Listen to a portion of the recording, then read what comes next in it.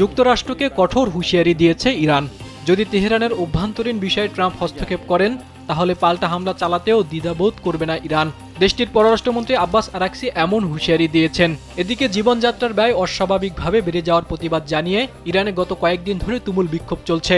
ইতোমধ্যে দেশটির আইনশৃঙ্খলা বাহিনীর সঙ্গে বিক্ষোভকারীদের সংঘর্ষে অন্তত 10 জনের অধিক মানুষ নিহত হয়েছে।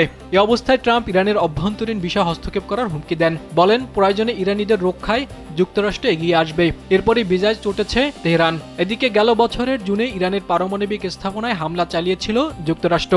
এর জবাবে তেহরান ও কাতারে অবস্থিত মার্কিন সামরিক ঘাঁটিতে ভয়াবহ ক্ষেপণাস্ত্র হামলা চালায়।